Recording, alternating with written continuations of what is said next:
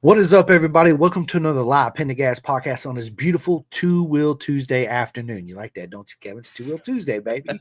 Everybody remembers that Speed Vision, right? Two Wheel Tuesday. Let's go. And ladies and gentlemen, it's an absolute honor today to sit down with my man and the legend, Kevin Johnson. He's got an announcement and a story to tell. But before we get into this, you guys know the deal. This episode is sponsored by Next Level Financial. Take control of your financial future. Get your complimentary financial analysis today by Seth Starnes. I just totally messed up that word. And Kevin, as I tell everybody, don't spend your hard-earned money on an off-the-rack suit because it's not going to fit you correctly. We have a suit that don't fit you correctly, it causes all kinds of issues.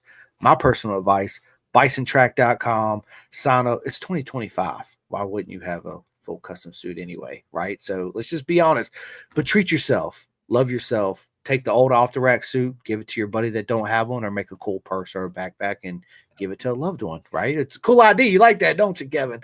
So, yeah, but anyway, Kevin, welcome to the podcast. Hey, thanks for having me, Chris. Hey, man, the honor's on mine. When you reached out to me and you told me the story, I was like, yeah, I'm going to get you on ASAP, which here we are. So we got a lot to talk about, Kevin. Let's get into it, man. Where did your journey start? Well, just like most people, usually we get into the sport of motorcycles through our parents and our family.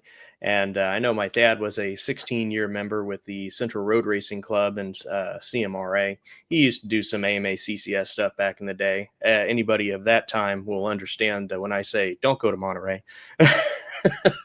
But no, I did that. I think we got into the mini endurances back in like 04, 05. We would take an 85 two-stroke and run down all of the EX250s. Ask Chris Lilligard about us sneaking up on him down in over in Oak Hill. So he'll remember that for sure. But we went ahead and did that all the way up to about 2013 or so. And at that point, I was at an age where kind of just transferred over to four wheels. We went sprint car racing. And from about 2013, the end of 2013, all the way to 2023, I went through a lot of the car stuff, went to the trade shows, learned a lot of the business of motorsports, how to talk, how to find money, how to do all that. And learned a lot of stuff. Said, this could all be applied to motorcycles. Like what is missing? So I started thinking of that and said, you know what, we can go ahead and do that here if we have the missing pieces that I'm seeing that is in cars, but not in motorcycles. So I said, well, how would I do that? And I started asking myself, putting it all together. It took about 5 years to put everything together and say, okay, this should work in multiple spots, from the racers to the sport itself to the actual enthusiasts that want to watch the guys race. So we decided to come up with a regional semi-professional road racing organization to give that platform for the riders to build a following and for the people in the region to actually enjoy the sport and say, wow, let's come out and let's enjoy it. So we're going to put on as a professional of an organized event as we can throughout our 4 events this year, but we're going to do the best we can. Man, listen, this is super excited. This is exactly also what we need in our beautiful circuits, as I always call it, a breath of fresh air, a different approach, a different angle. Hey, why can't this work? Let's make it happen, right? So talk us to your this is going to be your first year, correct? You got how many events coming up? I got 4 events. I got 2 of them at Motorsport Ranch Houston, one in March, which is about a month from now. It's called the Ronnie Lunsford Trophy Cup. And then the other one's in October. It's the championship race. And then I've got one in May, which is New Orleans, and then one in September at Hallett. So I've got a pretty good spread. It was kind of scrounging for dates because they are very full tracks. They've got a lot of people going to them. They're very popular. So, but those were kind of the only dates I could get for this coming season, even though I was talking to him back in like August of last year trying to get him. So I do apologize if there's anybody's favorite tracks that we aren't going to. It's just, man, they were booked up. So, but yeah, I think that's about all we could have gotten. I really wanted to get a few more, maybe 6 races instead of 4, but take what you can get. Especially at the start, it's all everybody starts it and you climb the mountain. Eventually you'll have this pyramid and they'll be all over the west and the East Coast too, right? Which is a beautiful thing. Again, we need that different approach to it in a different way in, so to speak, to also help the sport grow, right? So it, you said 5-year project. I can only imagine it was 5 years. There's a lot that goes into it. So kind of talk us through it. I know it's really in depth. I don't want you to get like real in depth with it, but all the approaches you had to take, all the steps to actually bring all this together like Voltron, right? It all starts on the arms and the legs and the head, all that comes together, right? Which is a beautiful thing. So talk us through that. How did all that take place? Well, I kind of sat back and took my experience for the 10 or so years within club racing, and I said, what's the thing that was kind of dragging it down or making it really long, or what was the things that were kind of not being applied to other organizations that were very, very experienced and were making a lot of money in the car organizations. So I decided to consolidate a lot of the classes down. I went down to about 6 classes.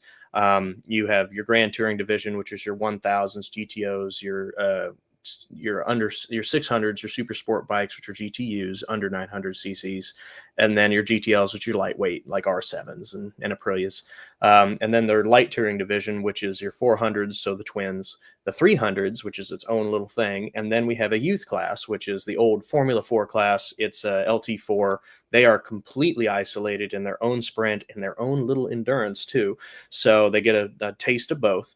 And those are split apart to Saturdays for LTs and Sundays as GTs. So we do have endurances. We have very long sprints. The GT sprints are 20 laps for each sprint. And then it's a 500-mile endurance with 3 separate classes out there at one time. And they're all scored separately. The points are separate. Payouts are separate. Yeah, we've got payouts. And so is the LT divisions. Those are 16 laps. I might cut the LT4 sprint down to 12. The dads are kind of concerned, so I'm taking that into consideration. But the 100-mile dash, it is 100 miles, and then we got a 300-mile endurance with the 400s and the 300s. So, but that's really the structure. It is kind of unorthodox. It's very condensed. I know it's structured in a way to where the public can say, hey, I want to see the kids or I want to see the big bikes. So they have a choice of a day in case they can't get off work Saturday. They can still come out Sunday. Same thing with the riders. Sometimes they say, man, I can't make Saturday. Well, you don't have any race on Saturday. It's all Sunday. Oh, okay. That works good. So it is structured in a way that it is easy for the public to see and understand, and it's structured in such a way that it's not so confusing. I can't have 17 A, B, C, Ds, 1, 2, 3s out there. I have to really get it consolidated so the public can say, easy to understand, I enjoyed it, let's come back out again, and be a repeat enthusiast coming out and become fans of the guys that are actually racing. Oh, which is very important, right? Because that's where it all starts with the dads, the sons or the daughters, right? That's, hey, let me take you to the race. Like, oh, I want to do this. You go buy a bike, and next thing you know, they sign up for your event, and off to the races we go. It's so as far as like, I've done a ton of track days, as I assume you have, and everybody else is your times and practices and slots and all that in club racing. Did you? Is it equivalent to that? Like, tell us, like the little kids, how much practice they get. Well, I really wanted to work with a track day to shadow my event schedule and take on the Fridays, but I couldn't really get in touch with anybody, and a lot of the schedules were kind of set at that point. So unfortunately, the only practice that I have is on September 19th at Hallett. It's like a half day, and we're just charging per the bike. I don't care if you got 10 people going on the same bike. It's per the bike. But during the actual events, you've got 45 minutes for each class in the morning, and it's by itself. So LT4 goes out for practice. It's 45 minutes. After that, give a couple minutes for reprieve, then practice 45 minutes for LT3, LT2, and then there's a reprieve before the sprints. So and it's not going on top of each other. You have a little bit of an intermission in between, like Moto America does, because some people need to go to the restroom, get up, walk around. The guys need a little bit of time to get between things. So they get 45 minutes of practice. They get 16 laps for the smaller bikes, 20 laps for the bigger bikes. And then the endurances are really where it's at. I think for Houston, it's 43 laps for the LT4 100-mile dash. 127 laps for the 400 and 300 class, and then for the GT endurance. That's 211. I think I've got it somewhere here, but off the top of my head, it's 211 laps for everybody to run the whole race. So that usually equates to 3 to 4 hours. Other than the 100-mile dash, about an hour of race time. So. I love it. It's awesome program. And I'm a huge fan of endurance racing. I think bang for the buck. That's where you want to spend your money is the endurance, because it's like me, you, and another guy go out and our girl, we all weigh the different, right? The way we ride the bike is different. The way our controls are set up, all that. It's just this is happy medium everybody comes to in agreement with, right? But it's not suited for us to make us feel the most comfortable, right? Because everything's a little bit different, but it makes you a faster, safer, better rider because you learn to adapt to the bikes as you're out there too as well, right? Which is awesome to see. And I'm a huge fan of little kids getting into racing and being cost effective for the parents because then everybody's having fun when they show up. Yeah, I mean, endurance racing was all that I ever really did. I never really got my expert license, but when I was out there on the number 7 or number 5 bike and they saw us coming, they're like, oh, no, they're here. They knew you were a weapon on that bike, especially when it was tuned by the Billy Weiss. So we had probably the best tuners and best engine builders for those bikes back in the day. So, but I mean, yeah, I mean, if you sit back and you have an endurance, let's say the GT 500, right? That's about $45 an hour is around about what I do. It's a flat rate of $230. So you split that up, it's like $15 a person, and you might say, well, hey man, how you doing anything? It's like, well, should I take all your money for tires and food and getting here and fuel and all that? Or should you apply that to the bike and put on a really good show because the public's wanting to come out? I think we were having a little bit of talk before. I mean, all that I've had with my guys putting out some little flyers, have had a amazing return saying, hey, everybody's excited for this. Like they're making times in their schedule for it. It's like, that's why we put it out a month in advance and we'll put it out 2 weeks in advance so people can kind of, oh, hey, that's cool. Let's go do it. But I mean, I don't think that it should be my place to take all the money from everybody. I actually, to be honest, I'm giving it all back to them. I got to do a $40,000 payout every weekend. It's a little bit of daunting, but it's also I have full faith that there's so much of a need for the sport to be watched on the regional level. I mean, I talk to guys, I say, oh yeah, we'll go watch COTA with Moto America. The MotoGP is a little pricey for them, but in person Moto America, they're perfectly fine. But they say we wish there was more racing. And I go, okay, well, that means they want to see it. They want to have a really good show. They want to hear who's out there. They want to follow the guys in the region and be a fan of the local hero, So it's just, I saw that want and I saw the need for the sport. I'm like, well, it's gotten to a point. Let's just break it out of its shell and do something that I saw in the cars. What can be done here? Let's do it. Let's go for it. So I have faith they'll be there.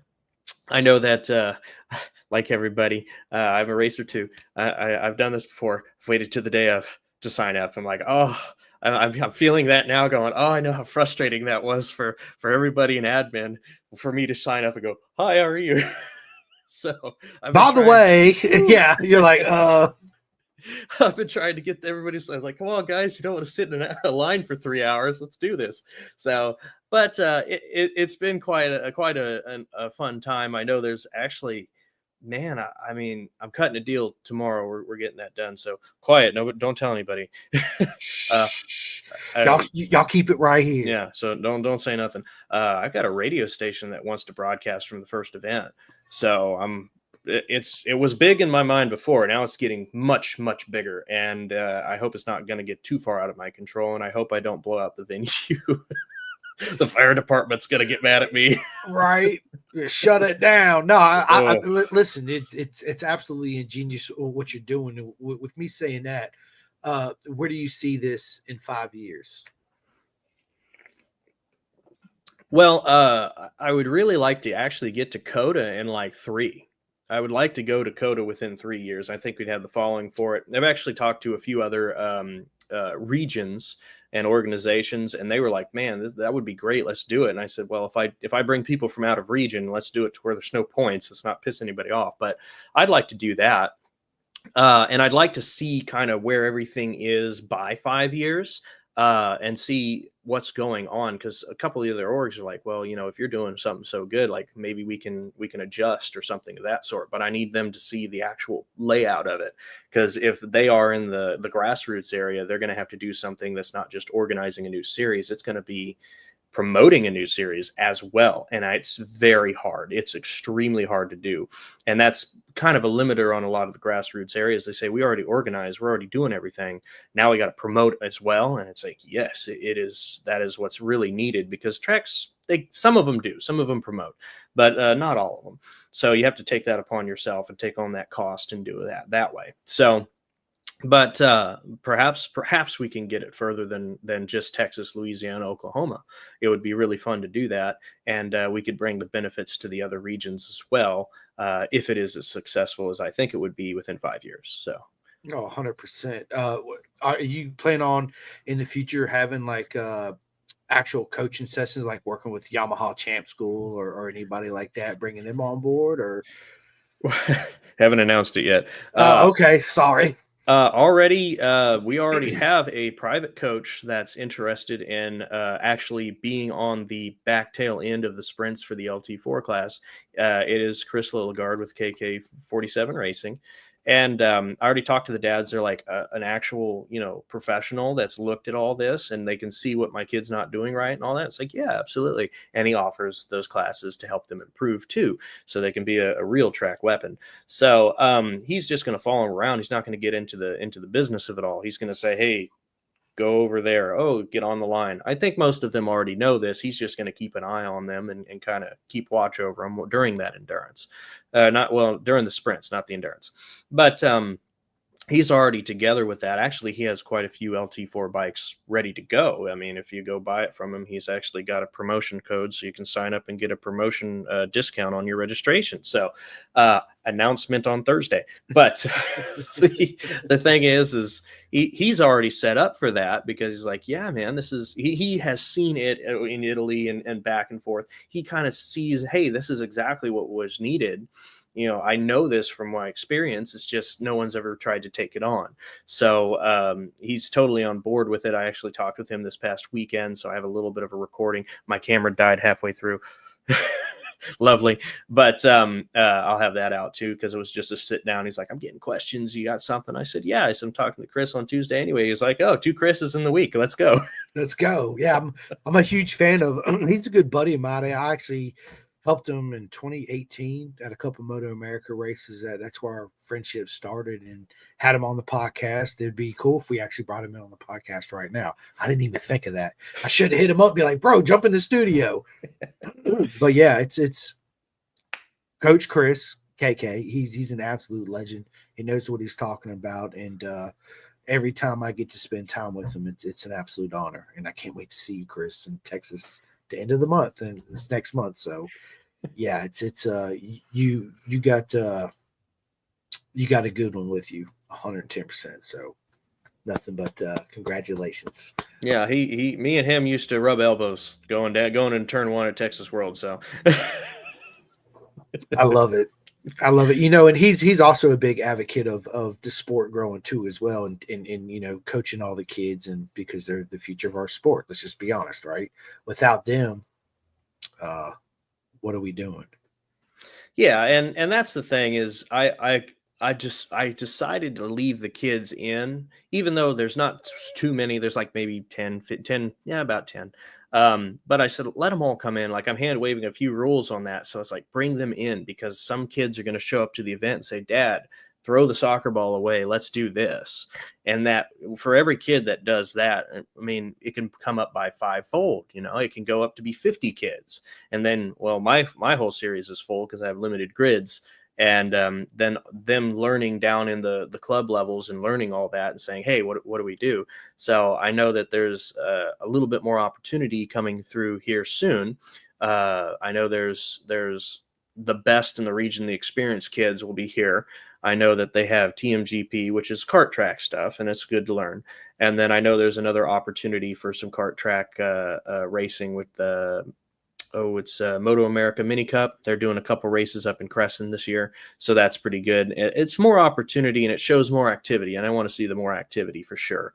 So, but yeah, I just let them in because I said, well, let's isolate them. So mom says yes. So there's no 400 blowing by a kid on a GP 0, 160, and make sure that they get a little taste of experience of longer races and endurances so they can get this strategy in their head. What do I do? Do I burn off my tires early and then, have to limp it to the end, or do I hold off for half the race and then run it down at the very end?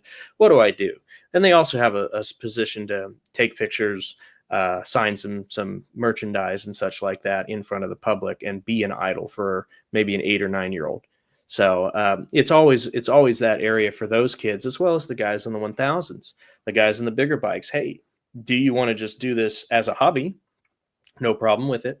Or do you want to do this as, hey, this is a little bit more of like a business. Like I might have to quit my job, quit my day job to run this. And there's a few people I've spoken to already saying, yes, I would like to get to where I manage the team for a business, and I take a cut of whatever we're getting off of businesses giving us money, because we'll have a following. We can leverage that. I said, okay, that's kind of where I was with the race car stuff. So I said, let's do that, because it is possible. And I do believe so. Oh, 100%. You just, where do I sign up? That's my next question. Where do I play a role in this? I want to be included in this. It would be, be a dream job for sure. But we could talk later about that. But let's talk about the size of each grid. You're going to have up the size of the classes and the ages. Obviously there's a certain age and all that. So.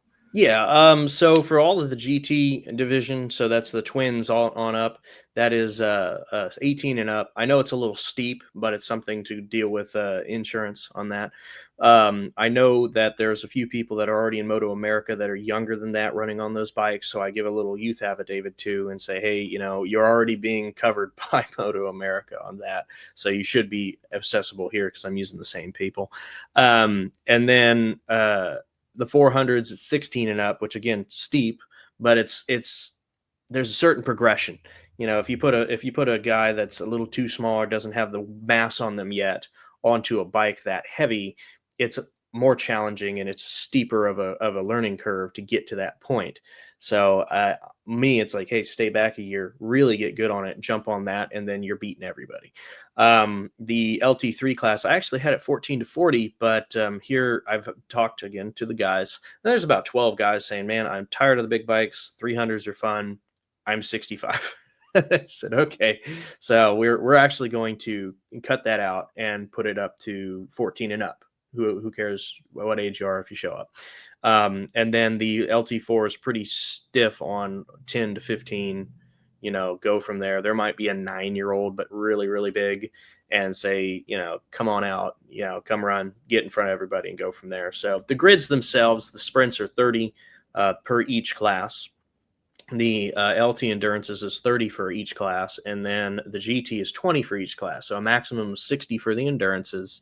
LT4 Dash is 30, and the sprints are 30, because I don't do any waves. There are no experts or novices. You're all semi-pro at that point. So everybody goes at once. There is no other wave, because if that's the case, I'll put you in the last wave, but you'll have 30 seconds plus 30 more people to get through before you can even get the winning money. So that's one of those things. I can't put 45 guys through turn one at MSR Houston. There's no way, and the people are kind of iffy about that track already. So it's like, I can't put that many people through there in one wave. So once it's full, it's full. And that's what I've been trying to tell everybody. Hey man, there's guys in Kansas that have signed up because they know, hey, we'll make the distance. We'll come on down. We'll sign up and be ready to go. We'll sign in. But I have my spot on that grid because I don't do time trial stuff. It's your application. So once you're in, you're in. And your grid's based off of a chip out of a hat. So if you got number 1, you're on the pole. If you got 30, you got 20 laps to run and get up to the front. So and I don't run my grids off of those either. It's where you finish for the first race. The second race, you're starting there. It's not points. It's how you participate, because I want to be able to turn, the guy that's really fast to a star, let that guy become somebody everybody wants to talk about as a household name because he's running every one of the races and he's being promoted to the region. And if he shows up at every race, the guys are going to want to see him. They'll have fans. If he doesn't, his fans are going to go, what happened to him? What's the update? Oh, I didn't feel like it. It's like, man, that's not an answer for these guys. It's as soon as you build that, you're in a different realm.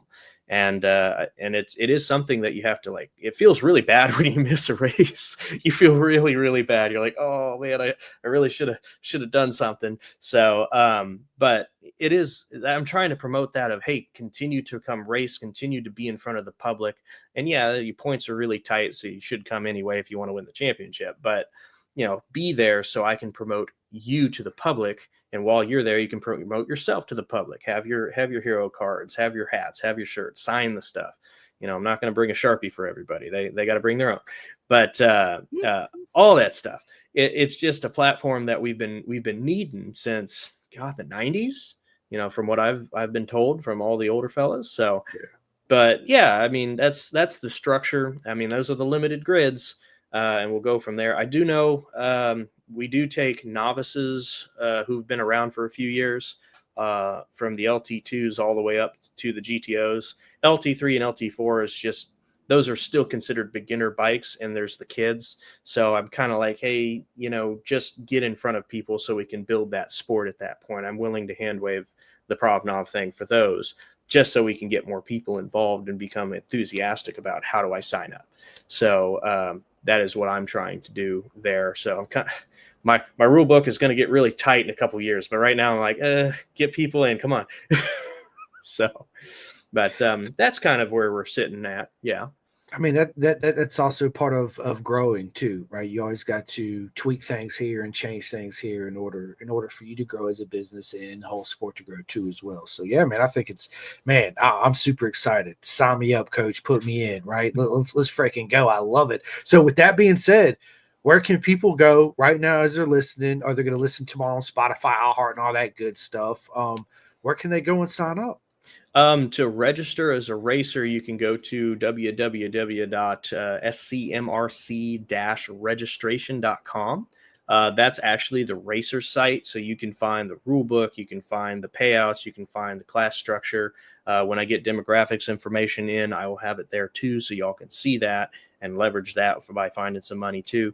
There is the registration. I got forms. You print them out. You sign. You fill them out. You scan it back in, and then you go up and say, I want a certificate or a charter, which is kind of like a class license. I kind of limited it so one guy doesn't show up with 5 bikes he bought on Facebook Marketplace and steal all the money. It's like, no, you have to sign up for each one, and that way you have it, and I know you're going to race with me on that.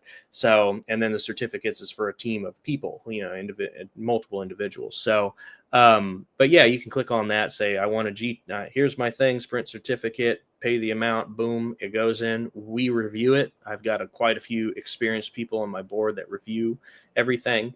And we'll go ahead and go through there. We've got some acceptance packages already there. And the acceptance package, you actually get a hanger for parking, so you don't have to pay for any parking, And I don't charge any transponder fee because that sign up is pretty much your transponder fee for the year, which I don't know what that calculates for, like $30 or something like that, yeah. The calculation of it all.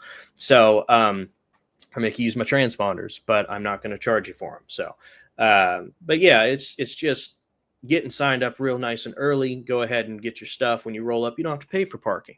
Now, if you do for the first event, that's good because 50% goes to the Pediatric Brain Tumor Foundation. It's the foundation that Ronnie Lunsford did with the Ride for Kids when he was doing his stuff.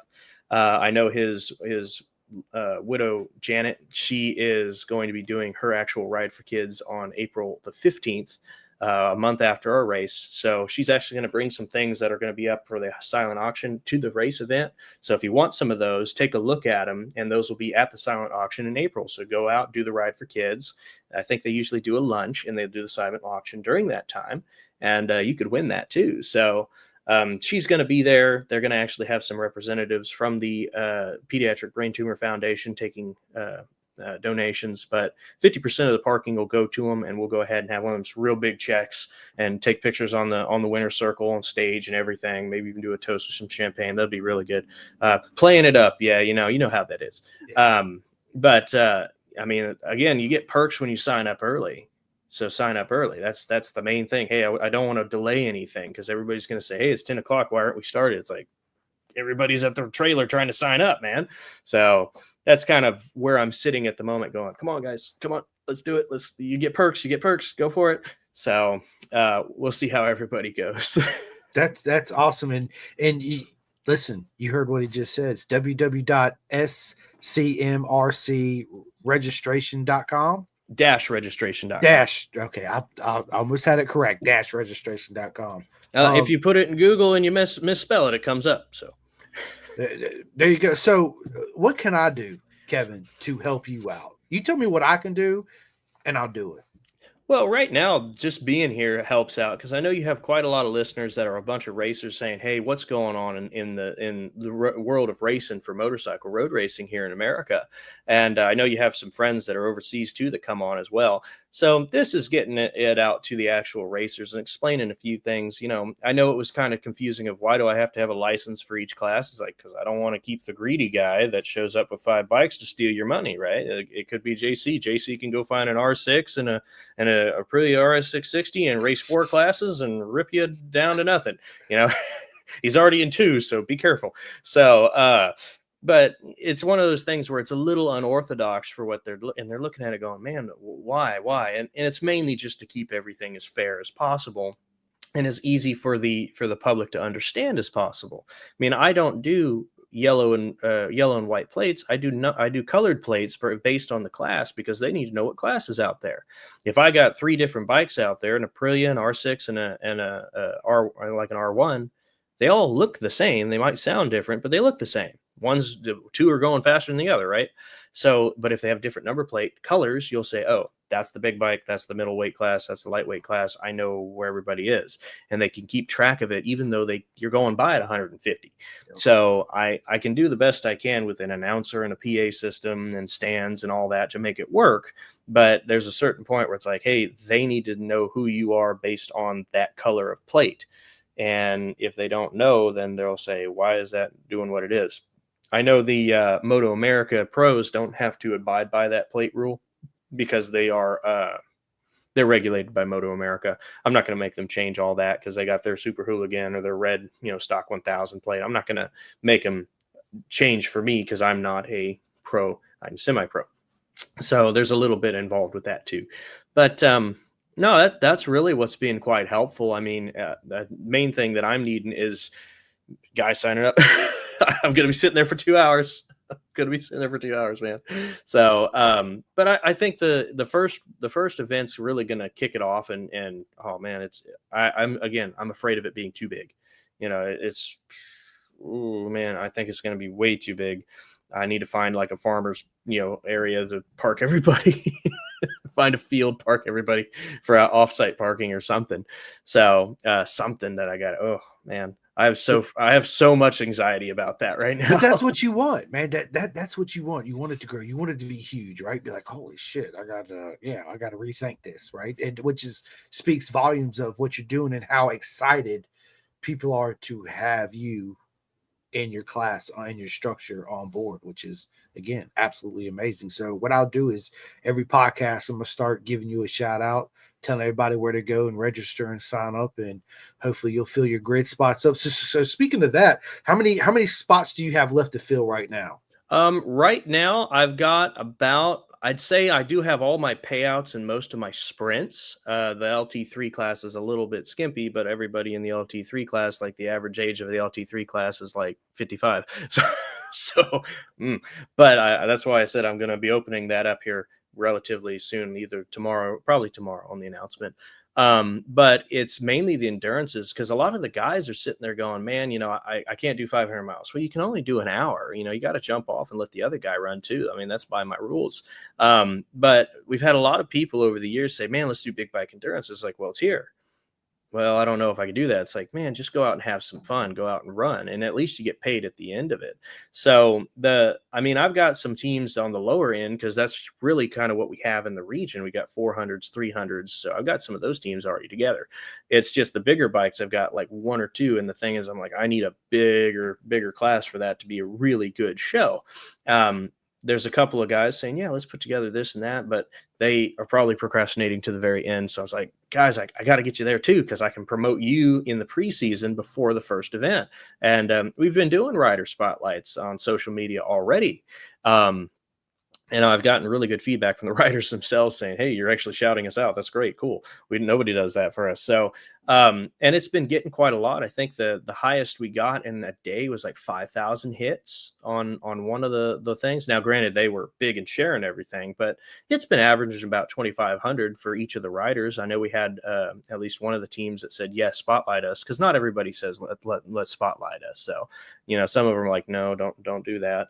And others are going, yeah, absolutely, let's go. So, and it's actually been about, I'd say 50-50, maybe a little bit more 40 yes and 60 no, because I don't know, maybe people are just afraid of putting their face out there. I don't know. So, but I think once they see the show that's going to go on, they'll go, okay, this is different. This is something that, Moto America does, and it's on a smaller scale. So I can actually make all the events and not, drive cross country, which is a lot of the expense, by the way. So, but yeah, I mean, it's mainly just getting them endurance teams up. And, I don't care if somebody says, hey, man, I'm over in Mississippi. Can I make it over to Houston? No, it's like, yeah, sign up, because guess what you just did? You took a spot away from the guys in Texas that were, sitting there going, well, maybe no. Yeah. So, and that's the thing. I just would really like to get those big bikes together, because it is a distance race and people want to see who wins a 500-mile race. And this is why I set it up as 500 miles. It's like, I can't tell somebody to sit in the Texas weather for 4 hours, and say, yeah, sit there and watch. No, I don't want to do that. Sit there and watch somebody win a 500-mile race. Okay, I'll do that. NASCAR does that, and they still sell tickets, and those tickets are 3 times the amount that I'm trying to sell. So we can do that for sure. So yeah, there was a structure with the mileage for a reason. So, and it is confusing, but that's why I kind of calculated and said, there you go. So it makes sense. But yeah, it's just getting those big bike endurance guys out there. I know N2 recently dropped off. They're not doing their endurances, are they? I think that's what I heard. Yeah, that's what I'm hearing too. So yeah, so I mean, hey, new home, come have fun, drive a few grand. I mean, I know it's 20 hours of a drive, but I'd love to do like a tow money thing. Longest distance team gets a little extra bit of money. So that would be fun. I haven't thought that one through just yet. I kind of need to structure it right. Cool. Yeah. So we used to do that with the sprint cars. I went all the way up to, I think it was like Little Rock or something. We went on, it was I-30 Speedway. We got there super late, and they're like, you're so late. I'm like, I'm from Houston. They're going, oh, okay, cool. You get an extra $100. Right. Damn, dude. Come on. Let's and actually pack on us and $100. There you go. And actually all those were super bike motors. I had a stock motor, and I was running around in like third, and one guy spun in front of me and went, oh, okay. And they said, they're so good you didn't run into me. I'm like, I don't want to crash my car. Come on, guys. So there is the concept of tow money too, but I'm kind of rattling in my brain before I kind of get that out there. So but yeah, I mean, hey, you got all these guys set up for endurance and they have nowhere to go. Come on down. We're paying top 10. And I know it's not enough to live off of. It's like $700 to win, and the $1,000 is $1,000 to win. Pays down to top 10. It is guaranteed. I don't want to spend an extra 20 grand to bond my 40,000 I got to pay out every weekend just to make sure that is, because they take a percentage. But it's there, it's ready to go. It's just come on and run. So I think that's actually kind of scaring the guys just a little bit, saying, really? It's like, well, if anything, if you don't believe me, it's cheap racing. Yeah. So, but it'll come together like I think it will. It's just getting them guys to show up, because those guys might say, hey, I've never been to these tracks and they look fun. So they're pretty technical. I know Nola's very fast. Hallett's world renowned. Everybody knows about Hallett. That's actually got a lot of elevation change. And Houston's really balanced with its technicality and its speed. So I think it'll be real fun, but I just got to get those big bikes in, because they're like, well, maybe no. It's like, y'all complained about it for 3 years. Now I'm doing it. And you're like, well, no. So don't talk about it, be about it, people. Let's go. Sign up. What are you doing? You can sign up while you're listening to us. You can listen to us and sign up at the same time. You go to your computer. If you listen on your iPhone, or if you listen on your computer, pull out your phone and you can sign up right now, right? With saying all this, which, man, I freaking love it, Kevin. You're absolutely amazing what you're doing. And it's nothing but a bright future for exactly what you're doing. It's going to be super huge, proper mega huge, as I always say. When people come out, obviously out of state, New Mexico, Colorado, Arizona, all the states close to you, plus outside of that, is there going to be camping provided? Like people come and camp in a camper or tents, or how's that going to work? A lot of these tracks do have space to park campers to come out and do stuff. Some of them actually have hookups. I know Hallett has hookups. I think NOLA might, but I'll have to double check with that. I haven't stared at it long enough. Houston, I don't think they have hookups, but you can park. We'll be able to accommodate some parking for that. I'll have to park everybody at the events to make them as condensed as I can to park everybody else that's usually not there. And the thing is I know sometimes the covers, they got to be rented. I know Houston, they've got these canvas covers that need to be rented out. I said, no, I'm going to put a sign. I'm going to put 6 bikes either side like they do at Circuit of the Americas paddock area. And you guys are going to park there and park your truck over there. And that way I just took half of that paddock and condensed it underneath here. And yeah, it's a little bit claustrophobic, but I'll make it big enough so everybody's got some room. And it's all right there. If you're under there and all the people walk by, because it's an open all access pass, so it's an open paddock, people can walk through. They can look at it and go, hey, who are you? And shake hands and do all that. So you can actually mingle with the public as well. So, but yeah, we've got good spots for campers and such, and we'll park you in such a way that you're not too tight but close enough to where, hey, we can put an extra camper there and condense it down to where we can add enough people in there and still have room for parking for the public as well. So yeah, absolutely. I love it. And as far as every time I go to Moto America, you got to bring a little pit bike. You got to have something to ride around on, right? And as we know, you go to Moto America, it's $50. You got to pay $50 to get that little sticker put on your little pit bikes, so you can ride around. But is it going to be free at the club races where you guys are? Well, people to show up and do that, or how's that going to work? Well, for the organization that we're doing, we would just like you to register it. So we'll have the little sticker, and we'll write in who you are.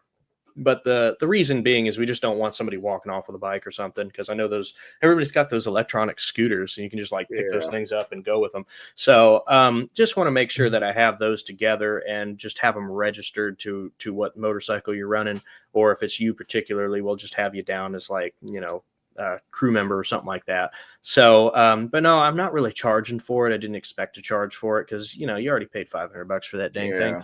I just want to make sure we can keep track of it and say who has what and who it should be. And if somebody loses it, we can call them up and say, hey, we got it. Come get it, or we'll bring it to you later or something like that. So it's not to be charged. I don't think I can do that. I'm not Moto America. So and man, I couldn't imagine all the work behind the work. And I said that at the beginning of the podcast, man, all the meetings you've had, the phone calls and the faxes and the emails, and there's so much work that you put into this. It's that's all I can say. It's an absolute honor. Congratulations, man. And I feel the energy. I feel the love. I see the all smiles, and listen, it's going to be huge with everyone. Once it starts taking off and people show up, if the ball starts rolling, it's going to be a mega hit. No problem. Yeah. I mean 2 a.m. mornings, gotta love it. Staring at an Excel spreadsheet the whole time. It is a big deal. I mean, I'm here at the office, so I sent my secretary home early so we can do the podcast. But she's here, and the thing is, I've gotten quite a big response from the racers, at least down here, saying, "Hey, man, you respond within the hour." I'm like, well, what do you think I'm paying the girl to be here for? She's here to answer the questions and organize things. That she's getting a little late on that because she's doing everything else right now. She's calling schools, giving away youth tickets. She's calling, radio stations. She's calling other places saying, hey, y'all want to do this? Little parking people, stuff like that. Say, hey, come on down. And once you're done parking people, come over. You can enjoy the races for free. Come on, have fun. So, she's organizing a lot of that too, while I'm organizing the big deal cutting. I've got popcorn people, I've got energy drink people, I've got coffee people. They actually signed up as an actual marketing partner of the club already. I've got the actual vendors like Continental and Pirelli and Bridgestone. I think Dunlap's going to confirm with me here tomorrow, I think. So they'll all be at that first event. I know Continental, Dunlap, or Continental Bridgestone will definitely be at all the races. I'm confirming with Pirelli and Dunlap for sure. I mean, I think Southern Adrenaline's getting someone down here. Man, there's so many people that are coming down. I might have an entire 2 rows of vendors and make a hallway out of it so people can get in line and eat. And then I'll have all the tire vendors, which are running their own teams too, but they're certainly going to be there to give their expertise as well. Might have a radio station there. I'm gonna cut the deal. Maybe we'll see what we can do. Be even bigger than what I'm expecting. This is why I'm concerned, because I know that's in the back of my mind right now. I'd love to have them there. That would be really cool. I know down here in Houston, the motorsports has kind of fallen off with no NHRA, and Supercross has gone to a different venue. So they're kind of wanting some of that, and I know that for sure. So they're really excited. They are excited to come down. If a world class DJ is excited to be at your event, I'm stepping in territory I wasn't expecting to step in for a couple of years. So, oh no. I love it. Go big or go home. Oh yeah. Well, I think I was told by a friend of mine that in the Hill Country, they've heard about it. They want to know some details, and they want to organize an actual rally to come down and watch either Saturday or Sunday. So I'd have bikes from the Hill Country coming down to watch the guys here in Houston or in Texas and Louisiana, Oklahoma come down and race in front of them. That they're excited. They're like, hey, we only get one race a year. Let's do this. Let's go. So they're willing to make the hike. And oh man, what's that? 3-hour drive, a 3-hour ride to come down and watch, stand around, enjoy the day and all that. 3 hours back. That's a really long day. So, I mean, there's a lot of enthusiasm from the public for sure. We've been putting out a little bit of flyers in the region, really general, a month before, just to say, here it is, we're doing it. And just the reaction from my liaisons has just been all positivity. You're doing what? They're racing with the local guys. Oh my goodness. Like, we never get to see this. Let's go do this. Yeah. Let's go have fun. It's like, how much is it? $30 for a ticket, 40 for the weekend. Parking is this, but half of it goes to the foundation. Oh, okay, cool. Yeah, let's go. We have raffles. The coffee guy's given us, I think, 6 bags for raffles. So you want some premium coffee, we'll be raffling that off too. So there's a lot of merchandise from the reps. They say, man, we have this stuff. We never really get rid of it. You got a use for it? Absolutely. So we'll have that together. It's just going to be a party. I got to go talk to Specs and go get some champagne. So, so at the end of the season, you a big party bash, big trophies giveaway, the whole celebration. Well, it'll be bigger trophies, actually.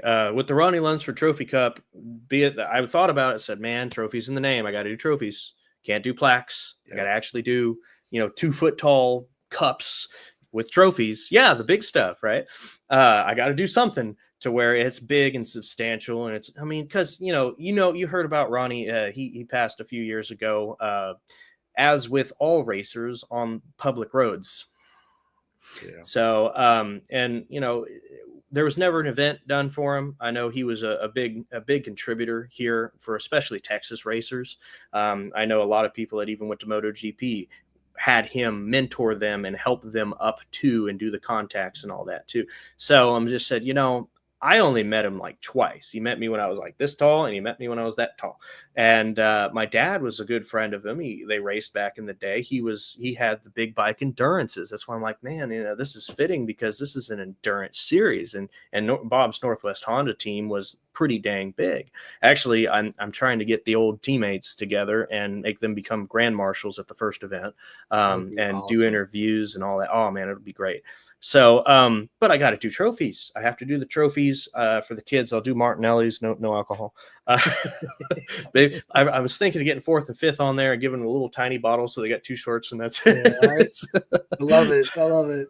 So, but just something to where if you go, oh yeah, no, we're gonna, hey public, come here. What? Spray you down? Oh, okay, cool. I like the smell of champagne on the drive home on my Harley. Let's go. Let's do it. Let's have some fun. That's all a part of the celebration. You can't go out and race that hard for that long all day and just go, yay. No, you got to do it big. You got to have fun. You got to have the pictures. I actually have a couple of photographers that I've hired myself to get all of the angles of everything for the race as much as possible and say, this is what it could be. Let's do it, because this is what it was this weekend. And get it out there. I mean, I really want to. I've cut the deal where it's like, I'll pay for it, but you give me all the photos, and I can send it to the guys on the podium. Say, here's the picture. No background stuff, no watermark, no nothing. Here it is. Put it on your socials. Frame it. I don't care. It's yours. And get it to where they can have it to like a lot of the posters you got in the back there saying, wow, this is me. I've got this. I can put it on my hero card. I can take it and do that. I have something to give now. So it's just all the things that I've seen, like, hey, it's a little extra effort, it's a little extra cost.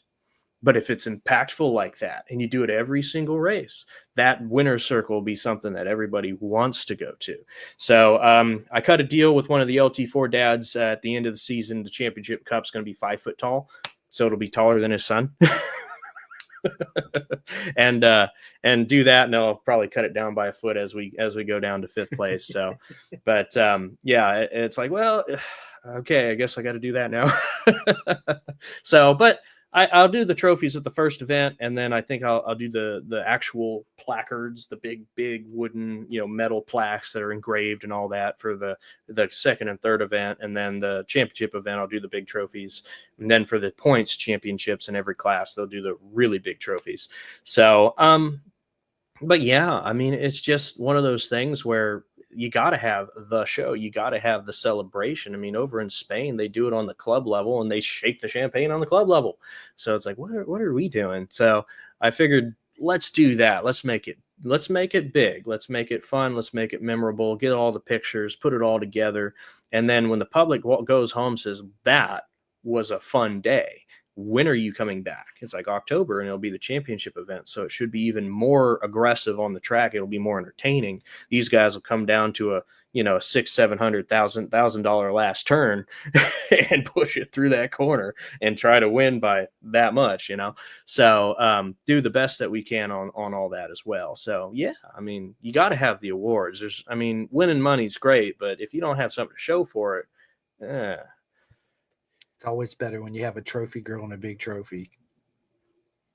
I want to do the card girls, and then they can give the champagne, but I'll have the grand marshals actually give out the trophies for the first event. So I'd love to have more grand marshals at the events, but a lot of these guys that have been in the industry for long, they're like, I don't know who you are. It's like, well, okay, but I'd love to have Bubba Schobert up here at like Hallett or something. That'd be fun. Hey, he's there, he's having fun, but I need to get in touch with him. So I have some contacts with his number, but they'll know him.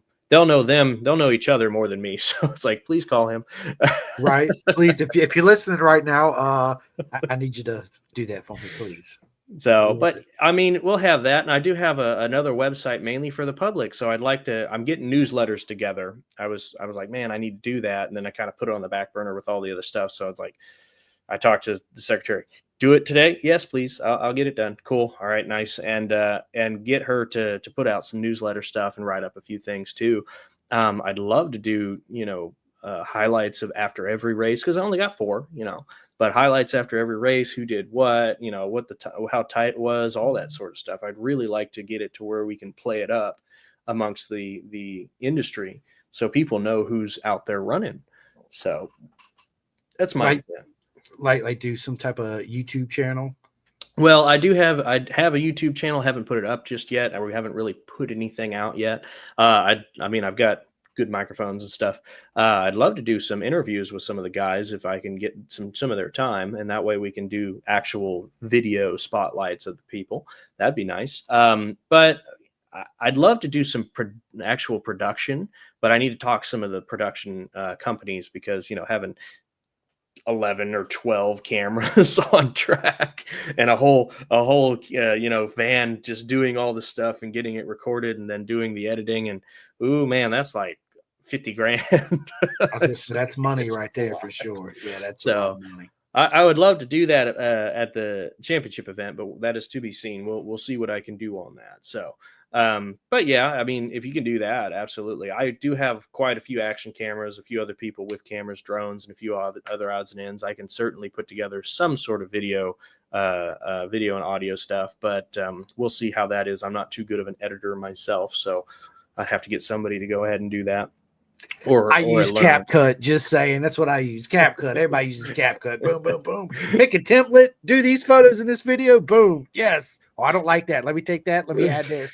Let me change the song. Boom. Perfect. Let's go. Send it out. Yeah. It's I remember when I first started doing the podcast, I was like, yeah, I'm gonna edit and I'm gonna do all this. I sat down, I was literally like 5 hours deep doing all this, and I got it down. I cut out like 45 seconds, and I was like, you know what? I just wasted all that time for 45 seconds of video. There's got to be an easier, simpler way to do this, right?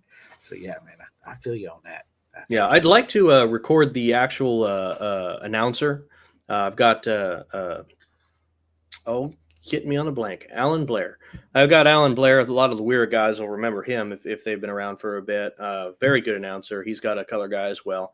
I'd like to actually record those and actually capture it all and put together something like on Spotify or something like that. So you can listen to it kind of like a podcast, but it's like, oh, I missed the race. What happened? You could actually go, oh, I want to see the kids racing, and you can hear it while you're driving or something like that. So it's kind of like the old Friday night football games on the radio. Yeah. You know, you didn't ever see them, but you heard them and you said, okay, cool. So something like that. And audio's a lot easier to edit than video for sure. So facts. Mm-hmm. Facts. That's it is. Scroll right here, drag here, boom, cut, play, goop. Yep, cut that. Boom. Mm-hmm. Now it's together. Yeah, the video is much more we'll say complex. We'll just leave it at that. It's a whole nother, as I say, shit show. Right. I'm a man of keeping everything simple, right? The simpler it is, the easier it is, the more I'm in. You know, and what you're doing, the way you structured everything it's simple, it's easy to understand for everybody, and that's a big draw right there. You know, a lot of times people show up and the bikes look the same, like you said, they sound the same. You know, the leather's all just vibrant colors everywhere. It's hard to tell anybody apart. So yeah, it's a good idea. So we're almost an hour into this. Kevin, tell everybody when the season starts. When does the first race start? The first race is about a month. It's March 15th and 16th down here at Motorsport Ranch Houston and Angleton. It is the Ronnie Lunsford Trophy Cup.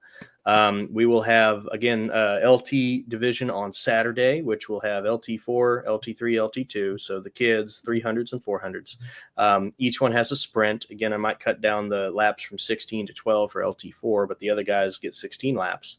And then we'll have the 100-mile dash and the 300-mile endurance. And then on Sunday, we'll have the same sort of structure, GTO, the 1000s, GTU, the 600s, and GTL, the lightweight twins. They'll have their 20-lap sprints each, and then we will have a 500-mile endurance race with a total of 60 bikes if we pack it all in. So that'll be quite a busy race day for sure. But yeah, that's the first weekend. I know we have May, September, and then back in October is Houston. So May is New Orleans Motorsports Park, and September will be Hallett Motorsports Racing Circuit. So we will be out in Louisiana and Oklahoma. So you know, we're all over the region for now. Again, I really did want to get more, but the availability was out. So if I don't go to your favorite racetrack, I do apologize. I'd love to go to COTA, but you know, I not yet. I need a following first. Listen, the future is bright. You will absolutely get there, my friend. If you could think of anything I can do besides get you on the podcast, please think about it. Let me know. I'm all in. I want to help you succeed and get to the level you want to be at. Right. I think it's amazing what you're doing for the sport. It's so let's go, bro. And with saying that, I would love to actually, obviously this is not a one-time podcast for me and you. So I want to follow your first whole season, and we'll get on after every race weekend. We'll do a podcast. Hey, how'd it go? Oh, this, you know, I'm excited. This happened, and a chance to talk about it and get it out there for more people to listen and sign up, and let's go. I love it. I'd love to get some of the guys that are out there running at the events themselves. Maybe get a representative of an endurance team, maybe one of the team principals. Yeah. The principal's a non-rider. He kind of like owns it, or he's there saying, I'm the figurehead and the guy who owns the bike's running, but I'm running the pit box itself. Maybe get some of those guys on too. I can certainly refer them and say, get your butts over. Let's do it. That way y'all can talk about what you're doing down here in Texas as well. That way, they can promote themselves even further. It's like, Yeah. go for it, because they at that point they were club racers, or they still do some club racing too. They come up here and say, hey, I've elevated to a point that, hey, I need to be seen as well. So if some of the good racers, I mean, I know, Kendall Leonard's a very, very good, very fast kid. He's signed up for LT4. I know he's doing FIM and Moto America Mini Cup with the Ovalis. And I mean, they're going to be doing that. I think they are going to be a force to be reckoned with. They will have some competition. There's some guys on some two-stroke 85s that are going to be out there, motards. So they're going to be right on each other's laps, So we'll see exactly what they're doing. But I think it'll be really exciting. And I mean, they might say, hey, yeah, come on, let's go. Anything to get up on there. So I can get you in touch with some more racers as well down in this region. So listen, it'd be an honor. I want to, again, I wanted to be different than everybody else. So I'm full game, on board, anybody want to come on the podcast. Let's get your story out there. Let's get you promoted. Let's get you racing at SCMRC Club, the organization. And dude, let's go, people. What are you waiting on? Let's have fun. It's 2025. That's what we're here for. Life, to me, time is the biggest thief there is, right? So quit making excuses. I will. Let me think about it, man. Don't do it. Just sign up. Trust me, at the end of the weekend, you're going to be nothing but smiles for miles and say, I can't wait to sign back up. Matter of fact, on the way home, I'm going to go ahead and register for the next one. Boom. Yeah, and the one thing that I think is just the worst thing ever is if you're like, well, let's see about it, and your friend's like, well, I'll take the risk, I'll go out there, and not only do they get to have track time for relatively affordable track time, but they say, I got paid, I got a big trophy, I got to drink the champagne, which is something I never get to have, and I got to get interviewed by a radio station, I got interviewed on a mic like this, to a bunch of people that are never come out. It's like, where were you, bro? And the thing is that gut feeling, oh, I missed out, dude. Oh, that is so bad. I think it like kills the spirit. It really does. So it's one of those things where I'm like, come on, guys, just you have no idea what you're missing. It's going to be pretty big. Get your butts here, and that way you can be a part of it. That's one of the things have been. It was quite a hurdle here of, hey, we're doing this, and some of the companies like, well, we'll show up, but we'll see how it is. I'm like, man, if you're attached to it already, you're going to ride that wave. Now you're going to be on the backside of that wave and go, oh man, we're kind of not getting everything out of it. So, but yeah, that's why it was Head Count Coffee. They said, yeah, we know exactly what we're looking at. We have a goal and we want to get there, and you're going to help us with that. I said, absolutely. I said, let's go for it, because you're a local brand. Let's do what we got to do. And they're already signed up and said, we just have to confirm for New Orleans, and we can be at every single one of the races. So they can represent at every single one of the races in the region, even though they're local to Houston. I think they're out of Jewett. Just north of Huntsville. So, but yeah, I mean, they're sitting there going, let's do it. And they know exactly what that's going to do. I'm concerned they might run out of coffee. If you're listening, bring it up. Bring more coffee. Trust me. Bring more than you think you going to need. It's just like I tell everybody, don't go to your track day or to any racing with just one undersuit. Bring more undersuits than you really think you get. Bring more undersuits than underwear and socks. Just bring one backpack full of just undersuits. That's what you need to bring with you. So yeah. Especially if it's a rain weekend. Ooh. Listen, I try to tell people they don't hear it, but just go experience for yourself and then call me up, send me a text, say you were absolutely right, my friend. Which, hey, we say it all the time. It's yeah, man. Dude, you're doing big things. I'm super excited. It's going to be, yeah, man. It's definitely going to be huge and take off. And again, dude, if there's anything I can do, man, just let me know. And then what you said earlier, yeah, I'm gonna sign up. My friend's not signing up. Look at my big trophy, and I get to be on Pin the Gas podcast. What are you doing next weekend? Hey, Just saying. Hey, man, you're just rubbing salt in the wounds now. I love it. So we got Mark real quick. Mark says, great conversation. I'm excited. Well, dude, we are too, Mark. Yeah, Mark with MR2, I think they are relatively close to putting together, I think it was a 400 endurance team. It might be a 300. I've been doing a lot of numbers here recently, so apologize if I didn't get that one right just yet. But they're putting that together, and I think they kind of see what's going on, because they come from a background of Supercross, so they came from a different discipline, and they kind of know what's going on. They're like, hey, this is kind of what needs to be going on. So I think they're almost going to be full into it here soon. So, and they're going to be ones to really have to deal with on the track, because I think here in the recently the race that just happened on the grassroots, the club level, they just won their endurance. So they are a force to be reckoned with on that endurance right now. So watch out for them for sure. They might even be up here. Mark might say, yeah, let's do it. Let's go. Well, congratulations, Mark. That's awesome. Yeah, man. It's dude, I love it. I love it. I love it. So I got a good buddy of mine, Dan Spalding. He's all the way from Florida. He says endurances are the most fun. Wish I lived closer. I mean, you can come on out here and still do one, Dan.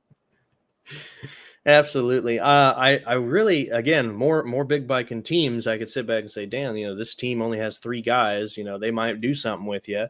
Again, I allow for a minimum of 2 slots and then up to 5 on your team that you have. So you've got a little bit of room to maneuver with that, and get your name at least on the team to do stuff. So, yeah, it's relatively close to what's orthodox for endurances, 5 people, stands on when you do your pit stops, all that sort of stuff. So something that you're used to already.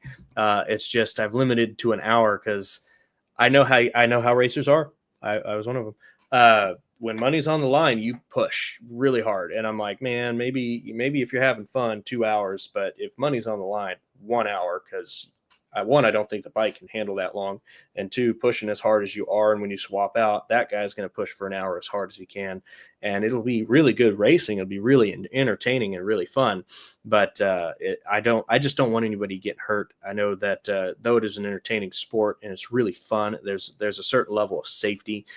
There's a few tracks down here that just safety wise, I'm like, I can't go there. It's got availability, but I just can't go there. It would be just a death track. I'm not doing that. I can't put these guys through there just to say, hey, get it in front of the public. I don't mess with people like that. So I really do want to promote it to the public, but safety is pretty key. So I think this weekend I've got to go pick up a bunch of air fence. So I got to go do that too. So we're rolling around getting what we got. But yeah, I did have some questions like, is there going to be air fence? It's like, actually, I'm going to have twice as much as I thought I was going to do. So I'll be putting in a few more spots at Houston than what I was expecting. So certainly at the wall at the last turn, but I'll put some down at turn 1 too. I think those are the 2 main issues, safety spots that need air fence, but I'd have more than enough and backups in case anything were to happen down there, for sure. But yeah, I mean, safety is paramount for sure. Actually, I was thinking about like a light system that could be on a cord towards the entry of the turn. And if there's a yellow, we can hit a button, put the flag out, and you can see those lights flash, and you'll go, okay, yellow. And that way I don't have to have somebody right there. It'll just be a little box with lights. I'm figuring out how I can do that effectively, but I really like to implement something like that here in the next year by round 3 or something like that. So, but I don't think anybody would disagree that safety is paramount. And man, again, got to have as much safety as possible. So 100%. So as far as like, if somebody wants to do a corner marshal for your event, where do they go sign up for that? They could just contact us through our website. I think it's info at where I thought I had it. They can contact us through the contact us page on the websites. They could say, hey, I'm interested in corner working or doing something like that. I know we've got I'm putting it together as like $125 a day, and then you get paid breakfast, or you get to be able to eat breakfast and lunch both days, so it's paid for on that. So pretty sick deal. We'll do what we got to do.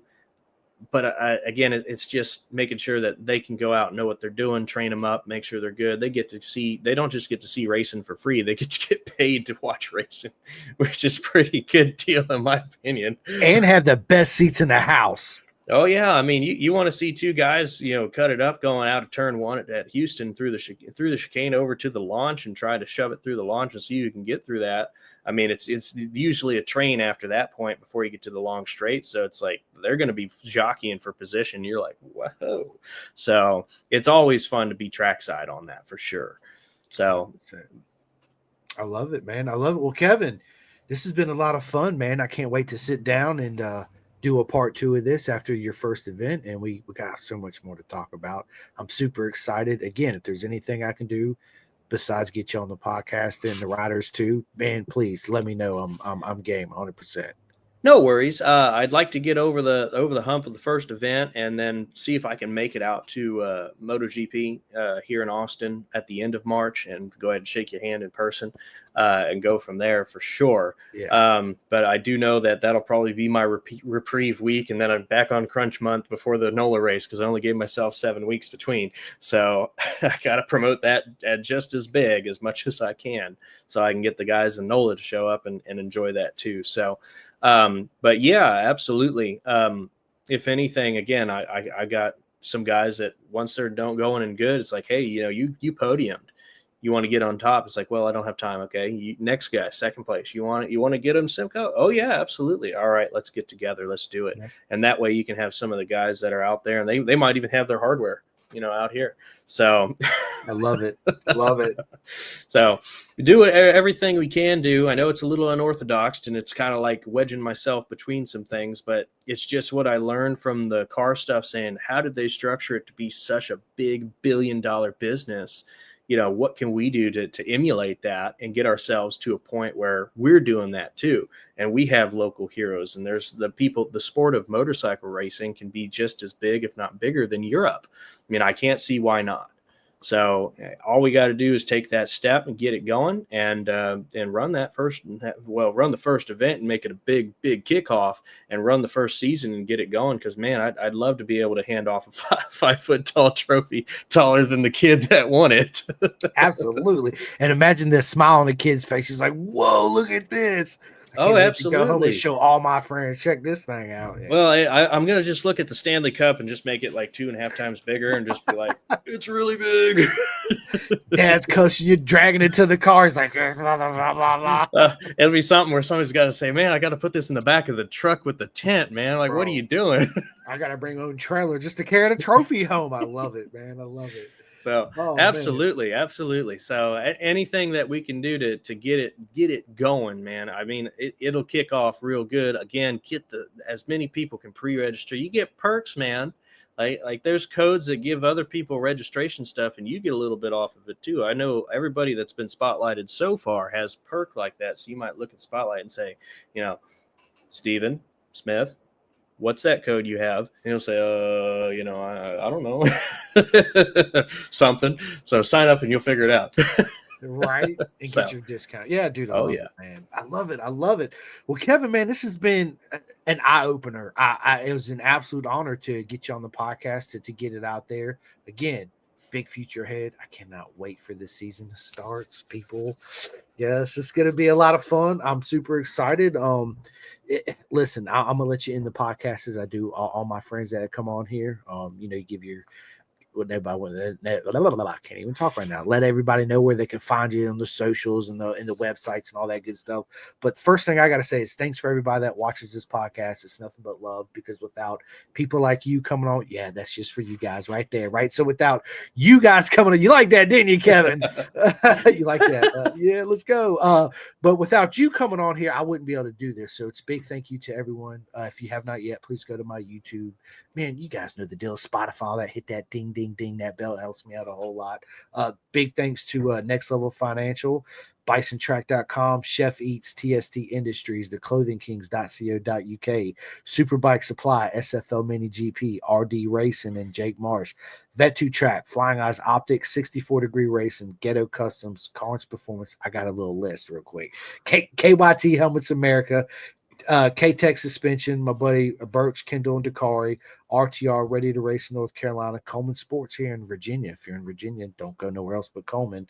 Coleman's really good too, because they're one of the few dealerships, as we talked about earlier on the podcast, that promotes track days and hey, just do track days, just contact and all that good stuff. So if anybody's ever wanted to do a track day on a MotoGP track, look no further than McLeo Escapes Track and Tour, Road Racing World. We just got done talking about the air fences. I need everybody to go to roadracingworld.com, sign up and donate to the air fence. It's imperative that we have it. I don't care if it's $1, $5, $10, $50, $500, whatever you got, please. It helps us out. And thank you so much. And if you're at the track and you donate, I forget what the minimum donation is. I have to ask Ulrich.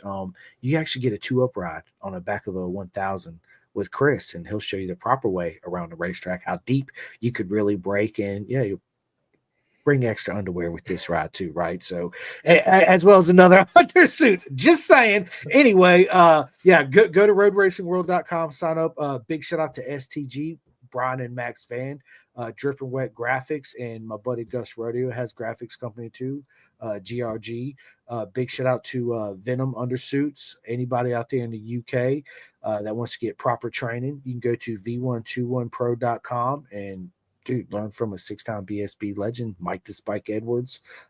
Big shout out to BTR, Build Train Race here in Moto America. It's one of the best programs we have in Moto America, and I absolutely love what they do for our sport. So big shout out to them. Big shout out to Racer 411 program, tippinracing.com, Hyper Naked Suits, California Superbike School UK, BTI Photos, Obsession Engineering out there in the UK, Turn 12, and last but not least, my buddy Cole King at King Performance for all your motorcycle needs. So listen, I feel like I was 5 minutes just giving all my shout outs, right? But well, let me go find a trophy down here. I'll hand it to you. It sounds like you just won the race, man.